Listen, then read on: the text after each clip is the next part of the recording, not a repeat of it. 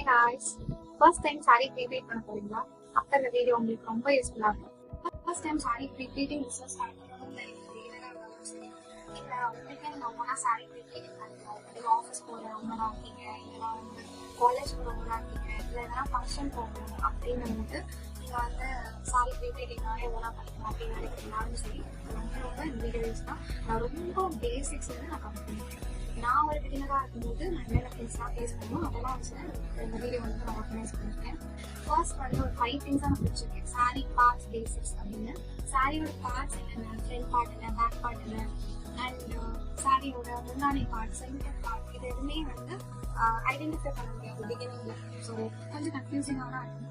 நானுமே ஃபேஸ் பண்ணிருக்கேன். ஸோ அதில் நான் ஃபர்ஸ்ட் அதுதான் வச்சிருக்கேன். நெக்ஸ்ட் வந்து மெட்டீரியல்ஸ் நீங்கன்னு பார்த்தோம்னா போதும். பிஸ்னஸ் பண்ணுறவங்களா இருந்தாலும் சரி, அண்ட் ஓனா நீங்கள் க்ரியேட் பண்ணிக்கணும் அப்படின்னு நினைக்கிறீங்கனாலும் சரி, உங்களுக்கு தேவையான சிம்பிள் திங்ஸ் வச்சு எப்படி வந்து நீங்கள் பிஸ்னஸ் ஸ்டார்ட் பண்ணலாம், அந்த சிம்பிள் திங்ஸ் வச்சு எப்படி நீங்கள் வீட்லேயே க்ரியேட் பண்ணலாம் அப்படிங்கிறது நான் சொல்லியிருக்கேன்.